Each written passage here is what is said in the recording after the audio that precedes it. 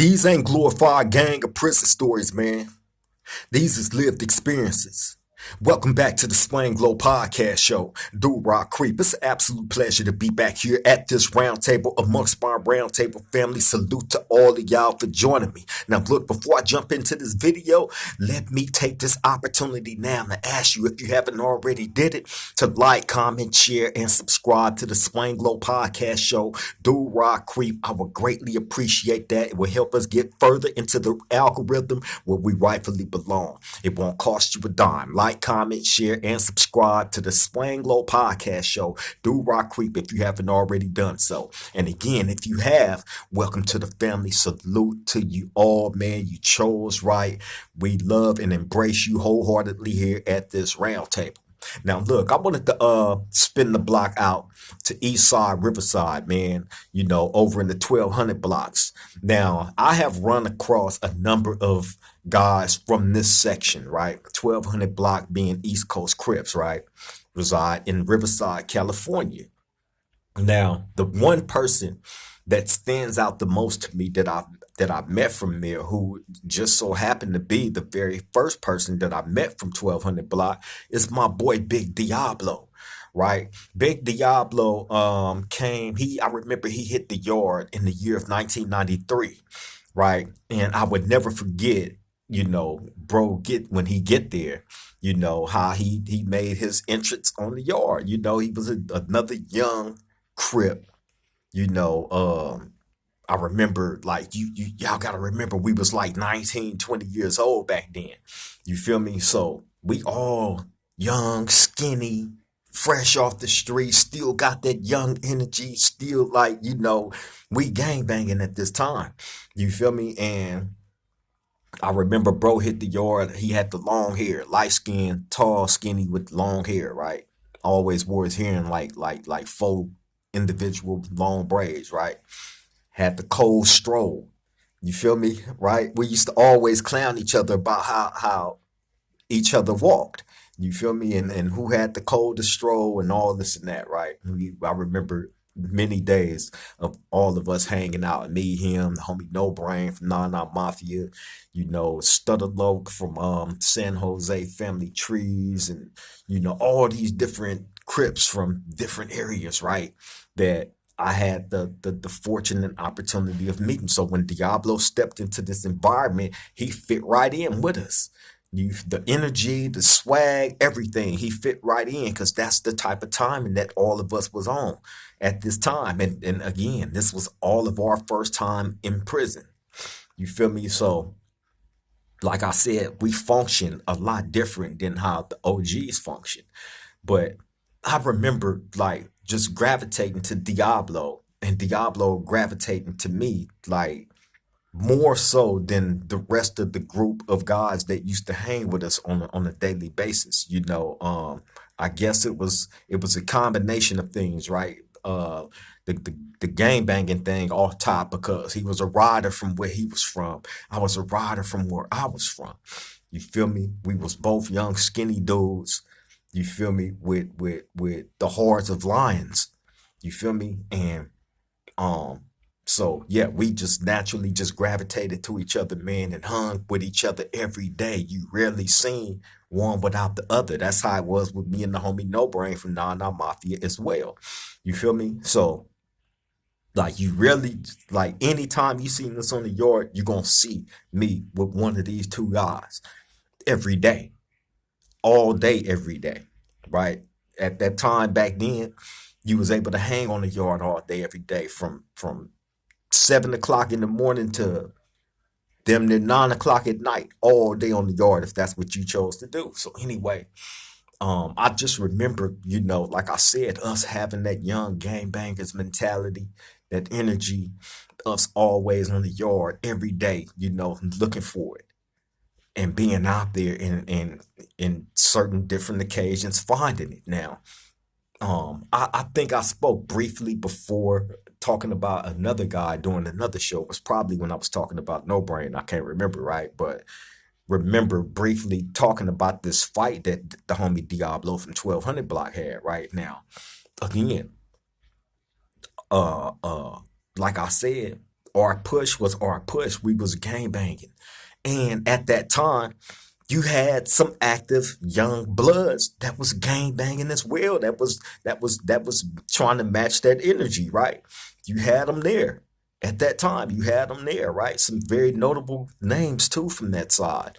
So it wasn't like the Crips was just overpowering, dominating everything because nah, it wasn't. We met some dudes on the opposite side that was just as aggressive. They had theirs, that was pushing, just as hard, right? So anyway, I remember this one particular day us being on the yard and this blood dude, man, he was from Limelihood, Piru, Compton, right? Um, I guess he was feeling himself this day. For whatever reason though, I remember me and Diablo and them walking around the track. We going one way and these bloods, this with this one particular dude from Limehood, with this group of bloods walking by us, and it was like a mean mug like kind of exchange as we passed each other, right? But I remember the dude from Limehood being the one that was vocal.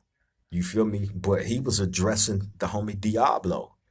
For whatever reason, out of all of us, cause it was probably like six of them and probably like six of us. You feel me? And for whatever reason, this dude directed like his attention to the homie Diab, right? So I guess he thought he had one because dude was size. The dude from Limehood was size. See, this is what y'all gotta remember. Like a lot of them dudes was there before us.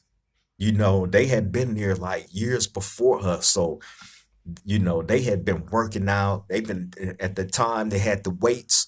You know what I'm saying? So, like I told y'all, dudes who jump on that weight pile get their size up, and next thing you know, they on the yard trying to test their knockout on dudes, and you just had like certain people in that environment that had that type of aggressive mentality. You know what I'm saying? So if you wasn't on top of it, it didn't matter how big or small a person was. You just had to stay ready for whatever. So whoever got at you sideways or in a disrespectful manner, we just trained to go.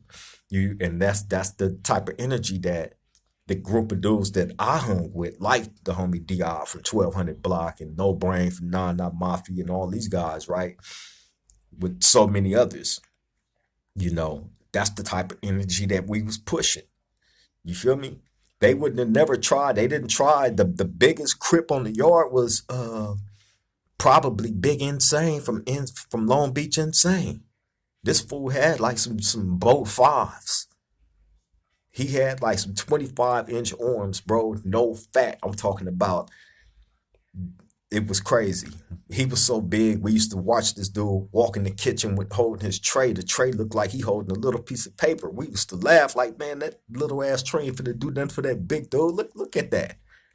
Right? He looking at the tray like he mad as a motherfucker because it wasn't enough food on it, right? This is how Big Insane was big, bro.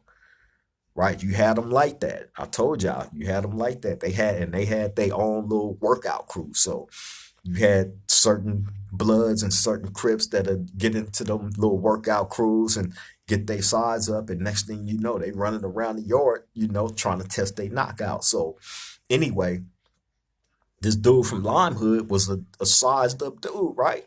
So bam, when he getting at the homie sideways, like he well basically mad dogging him and like what's happening with with the aggression push, right? And he was immediately met back with the same aggression. So instead of us all having a big confrontation on the yard, dude was like, man, I'll get down with him head up. And his homeboy was like, that's what it's gonna have to be. We not trying to have no big old thing out here and this and that and blah blah blah blah, right? So we like, man, y'all can get it however y'all want to get it. You know what I'm saying? So the homie Diab like, man, we can go up in the cell and get it in, right? So the dude from Limehood like bet on the next unlock. So they had like when the unlocks is when they would have like a certain time period where they would allow people that was on the yard to go inside the buildings and like shower or go in your cell or go get a phone call or whatever, right? They give you a certain amount of time throughout the day, different periods to go inside the building. That's what an unlock is. So, dude, like, yeah, on the next unlock, we're gonna go in. You know what I'm saying? So they arrange a sale and all that, right? As a matter of fact, they went in Diablo sale, right? They went in Diablo sale, right? And I just remember all these Crips and all these Bloods, right? At first, it was only supposed to be like a couple of Crips and a couple of Bloods, and Diablo and this dude from Limehood go inside the cell, and then the others stand guard outside the cell, make sure nobody go in, and interrupt the fight or try to get in it or whatnot, make sure they go get it in, and then they get out the cell cleanly, right? Bam. But for this fight, it seemed like this was like a cold boxing event, right? Bam. But turned out horrible, horrible for the Bloods in this one, right? So bam, everybody make it up in there. It's a million Crips and it's a million Bloods up in the day room. Everybody facing this cell. And when Diablo and the dude from Limehood, Piru, go inside the cell, all you hear is just thundering. Right? That's all you hear. I'm standing outside in the day where I'm pacing back and forth. I'm antsy. This is my dog up in here fighting, right? But they gave the green light for them to go in and get the head up fade in, right? This was happening in certain occasions when it came to the Crips and Bloods, just to prevent, like big wars. So if some dudes was at odds with each other and happened to be a Crip and a Blood, and they couldn't, resolve it verbally, and they felt the need to go the extra mile above and beyond with aggression, then to prevent a war, you know, if you have a OG from both sides that's in agreement with these two getting ahead of fade, then that's what it is. In this occasion, that's what it was, right? Although I didn't like it, but I wasn't the OG. I didn't make that call. So anyway, I'm pacing back and forth. I'm hearing the thundering up in there, right? So I'm like, man. Now, mind you, like I said, the dude from Limehood was sized up.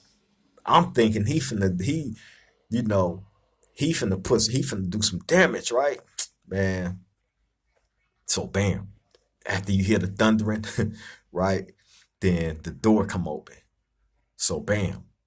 You see the homie Diab step out, right? Telling the homies like, hey, somebody need to come in here and help this dude get up out of here, right? So I'm like, oh, right. Now the homie had scratches on him, on his chest. You know what I'm saying? No, nothing was damaged to his face or nothing. I think he had like one scratch on his face, but scratches definitely all over his chest and arms, right? But that was it. You know what I'm saying? So everybody telling him like, put his shirt on, right? To cover them scratches up. So bam.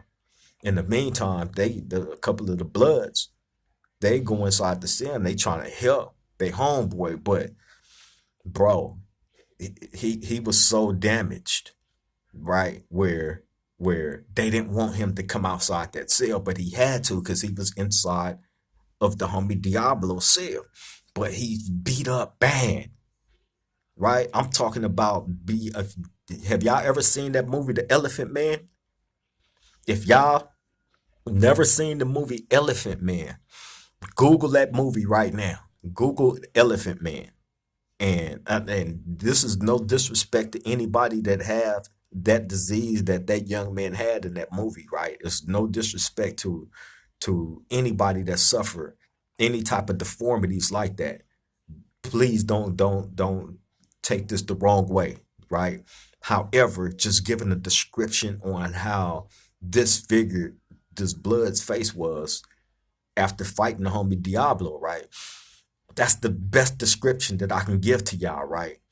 Picture that. If you don't know what that movie is, Google it, and then take in the image of how that young man looked, and then you gonna have a nice image of how beat up this guy was and how bruised and swollen up he was, to the point where they had to get him out the cell though.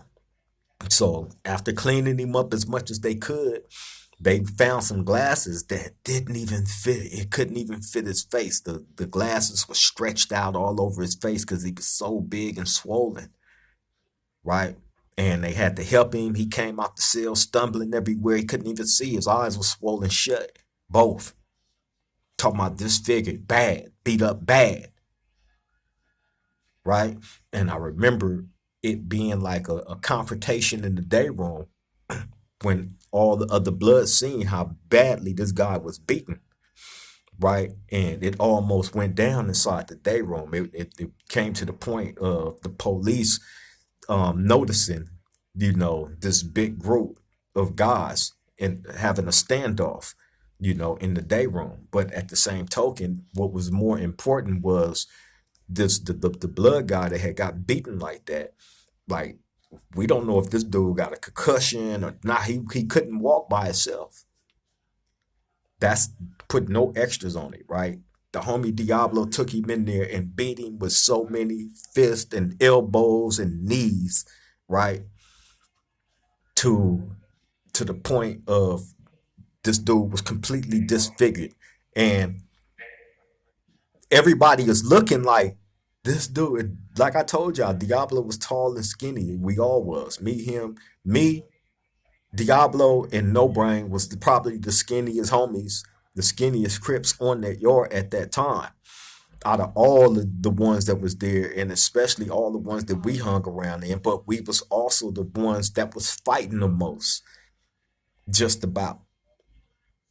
You feel me? There was others that was there. You feel me? That was on that same type of timing.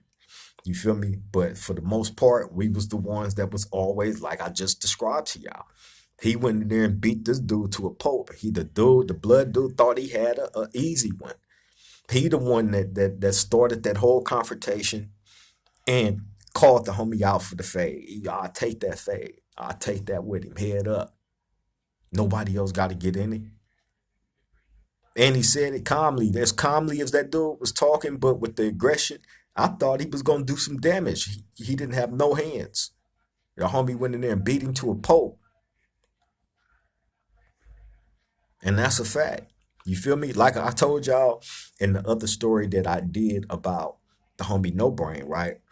During the confrontation with the other blood guy from Crenshaw Mafia, that that their beef, their difference, was from the streets, from the incident that happened on the streets. So instead of blowing the yard up with this situation, bro, you know, set up a head up fade between him and that guy took that fade. You know what I'm saying? And it didn't turn out in his favor. You feel me? And shit, it was just like that during those times. Certain people was able to get those fades in. I got into it with a couple of them. You feel me? And I remember this one guy. This one guy. He was a Sacramento blood, right? I can't remember if he was from Meadowview or I can't remember, right? But he was a young dude, right? He was active. I can't take that away from him, but it was one of those type of situations like anytime we seen each other for whatever reason, we always noticed each other and it was instant, like eyes locked, you know what I'm saying? And it's like, what is you looking at? It was always like a situation like that. Anytime I seen this dude on the yard, and we always got into it. And it was a number of times where I called him out for a fade. Let's go over on the side of the handball wall. You know what I'm saying? That was like a little blind spot. where sometimes dudes will go get it in at. You feel me? And I just remember calling him out a number of times, and the situation turning bigger, involving other Crips and other Bloods, and you know what I'm saying? You know, them situations getting shut down, and me and as well as others being looked at as for lack of a better term, shit starters on the yard. So um in situations like that, if you have some young active dudes, that's willing to get down, that's riders, you feel me? And they're constantly bumping heads, because that's what it was. I don't take nothing away from this blood guy, because like I said, for whatever type of timing that I thought I was on at that time, he matched that energy. The only thing that came in between him and I actually, having physical confrontation, me and specifically him, was it became bigger, than just a head up fade. It became bigger, unfortunately, where a lot of other Crips and Dow moves got involved in the situation, and it had to be left alone, or it would have just been bigger than just a head up fade. You feel me? But it was always something between me and this guy, and people on the yard knew that. His homies knew it as well as mine. You feel me? So mines, they used to look at it like shit. You know what I'm saying? Like shit, nigga, you shit. It is what it is. You feel me? Like you ain't turning nothing down, so shit, it is what it is. It's gonna be what it's gonna be. Period. You feel me? But you had a lot of dudes, man, that was on that type of timing. And in that situation with the homie Diab, when got he was able to get that fade in with old boy and beat him to a pulp, you know, that pretty much set the standard for how everything else was gonna go between us, the Crips and the Bloods. You know what I'm saying? Which was a lot. You feel me? But I remember me and Diablo becoming cellies. And mind you, we both was new in prison, young, so we had nothing. We didn't have a TV, we didn't have a radio, we didn't have nothing, right? But that was the homie. You feel me? So our days came and went because all we did, remember, we're 19 years old, 20 years old. All we doing is telling gang stories, our life stories over and over, war stories to each other in the cell. That's how we was passing time. Those of y'all that was doing time back in those days when you had nothing, it was just a homie there, and you know, we passing time by shooting war stories and talking about our then girlfriends. That was another thing me and the homie used to do. Sit up in there and you know tell all these different stories about our then girlfriends and the stresses that we was dealing with, with them females at that time. And it's crazy thinking back on them days, man, how young we was going through what we was going through in prison. You feel me? And you know, the different emotions of a person that was that young without a life sentence, but actually in prison. It was crazy. You feel me? And people have asked me, this is something else I wanted to address too as well. People have asked me, like, how have your connection with God from your experience in prison, how has that been tested? Have you been brought closer to God from your prison experience, or has there been disconnect? I would have to say there has been a little bit of both, because really you're not supposed to question anything that God has set before you, right? So, but I found myself questioning different situations and things, losing people while incarcerated and not being able to go to the funeral. That's one thing. Watching people constantly get plucked out of your life, and you're losing them to different things. You feel me? And then you know you're dealing with that, You dealing with, okay, damn, how much more longer am I gonna have to continue to go through this? That's why I say hell isn't what people would have you believe. You know, burning in purgatory and all this stuff, right? Hell is something that you have to repeatedly go through day in and day out every day for the rest of your life. You feel me? And it's repeated over and over. That's hell. That's hell without the fire, without the hell and brimstone. You feel me? So I've been brought to understand that there is a God that has carried me through all the trials and tribulations of being in prison, through all the wars where I could have easily lost my life, where I could have gotten stabbed, where I couldn't got shot, anything. But I was carried through a lot of situations, thankfully, and here to tell y'all about a lot of those situations. So on one hand, yeah, I'm thankful for having a constant connection to God for that. But the disconnect comes where I'm questioning certain things that I know I shouldn't be questioning. Who am I to question anything? Who am I? What have I contributed so great to the world where I can actually question God about why certain things is happening or not happening? Who am I? So I deal with the both sides of, you know, um, having a connection to God and believing in Him, and then questioning certain things at the same time. I know it ain't right, but I'm human. That's where my mind leads me when certain things happen that don't make sense to me. You feel me? But I feel like, throughout this experience, these years, I've grown a better understanding of, you know, that we was given choices. And at the end of the day, you can't be mad at nobody but yourself because you was given the choice to go left or right in your life.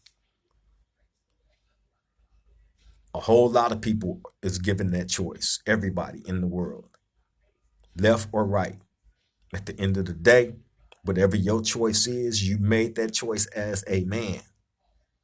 So it's all about coming to terms with your decision making and not shifting the blame off on anybody else, rather taking responsibility for your decision making when you had the opportunity to choose left or right in your life.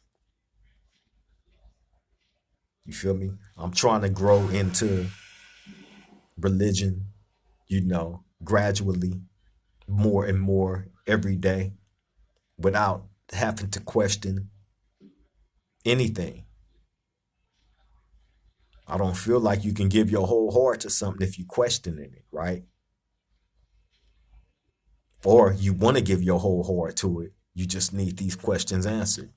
Whatever that's not making sense to you. So that's what I deal with, you know, spiritually while in prison dealing with this time, facing these days as they come and go. Just hopefully a little bit more wiser and educated where I can give out the appropriate information about all this stuff to the people that need it, that it can actually help. Point blank period. That's the mission. You feel me? But yeah, man, me and the homie Diab, I remember those days of us being in the cell. We had nothing. And then that's when the homie TC from Raymond bought me that TV. He bought me a black and white TV. Now, this is 1993. There was no cell phones like how y'all got now, where y'all can easily just go to different apps and watch different, movie apps, and you can even watch TV on your phone. And man, there was no cell phones in 1993. It was black and white box TVs. There was no flat screens or none of that. None of that stuff existed. Technology hadn't advanced nowhere near where it's at now back then. This is 1993, people. But I had that little black and white TV, the homie TC from Raymond bought. And I remember, when me and Diablo got it up in there, man, we able to watch TV. But I also remember he went and borrowed this tape player. Back then we had tapes, plastic tapes that we used to record music on, or you was able to order these tapes, and listen to them through a tape player. And I remember Diablo went and brought a tape player from his big homeboy, a guy by the name of Big D, OGD. He was from original East Side Crip, Riverside, basically like the father of the 1200 blocks, right? I remember he went and bought that from bro. And then we got some earphones. And I remember we got this bugler can. A bugler is tobacco that everybody used to smoke in prison back in the day, right? Well, they used to sell you these bugler cans that was so big. And I remember we got this empty one and we drilled these holes in the side of it and put the earphones on each side of the hole so the sound can come out the bugler can and sound off to where we both was able to hear. So that's how we used to listen to our music. I remember we had that can tied up at the top of in the corner top of the cell, right? So the sound was blasting back at us, like just on our MacGyver stuff, right? The Crip version, right? So anyway, yeah, man, that's how we used to listen to our music. We'd cut that on, cut the TV off, cut the TV on, cut the music on, all that, and just shoot our war stories. And that's how we passed our time. You feel me? And me and bro was cellies for probably about a year up until he ended up transferring out. You feel me? And um, yeah, me and him ended up becoming real tight, man. I looked at him like a brother. We stayed in contact even after he had transferred out. You know what I'm saying? I actually remember once I paroled and went home, I was still in contact with him. You feel me? But the last time I ended up seeing Big Diablo from 1200 Block, man, I went home. I went home. I believe he got out after me. We both ended up getting locked back up, coming back to prison. And I ran into him in New Folsom in 2005. When I got to New Folsom in 2005 on the Sea Yard, I ran into Big Diab on the yard there. You feel me? This was 2005. And I hadn't seen him since 1994. Right. So when we run into each other, man, it was a trip. How he had aged and matured more. I remember having a couple of conversations with him, man, and just tripping on his maturity level from the last time I had seen him when we was actually cellies. You feel me? And just chopping up with him and catching up with him on everything, that was going on at that time. You feel me? And then I ended up going to the hole a couple of times after that and didn't see him no more, man. So I don't know where Big Diab is at in his life right now. I don't know if he's out or if he's still incarcerated or what, man. But this was a guy that was definitely a good friend of me, man. And it was Mando that I spin the block out to the 1200s. You know what I mean? Like I said, he was there. It was another guy by the name of Keystone from 1200 Block that was there at that time on the yard with us back in 1993. You feel me? And as well as the OG Big D. You feel me? From original Eastside Crip, Riverside, right? OG. Cool too. Big old swole black dude. You feel me? I can't remember his name was Big D. Um uh Original Eastside Riverside Crip. You feel me? It was him, it was Diablo, and it was Keystone. I can't remember. I know it's a few Keystones. This one might have been the big one. Brown skinned it, had hair back then. You know what I'm saying? He wasn't really like skinny like that. You feel me? But yeah, he was there too. They was on one side of the yard, and me and Diab was on the other. You feel me? Then eventually, Big D ended up moving to our side. You feel me? But yeah, man, them was the 1200 blocks that was around me back then at that time, man. So shout out to them. Shout out to the 1200 blocks, man. It's Mando I spin out y'all way. Show some love to bro. You know what I'm saying? My boy Big Diablo. You feel me? 1200 block. You feel me? Much love. Salute to y'all out there in that section, man. But yeah, man, I just wanted to throw that on the round table, for my round table family. You feel me? Show some love to the homies from 1200. You feel me? But I'm gonna let y'all get back to y'all day. I appreciate everybody for tapping in, showing up as you always do, man. And again, before we close this off, like, comment, share, and subscribe to the Swing Low Podcast Show. Do Rock Creep if you haven't already did it. I would greatly appreciate that. But look, y'all take care. Y'all stay safe. Let the people that's in your life know how much you love and appreciate them while you can. Because tomorrow is promised to none of us. You feel me? On that note, I'm finna get up out of here. Love and appreciate y'all. Till the next time we meet at this round table, man. I love all y'all. Triple gang.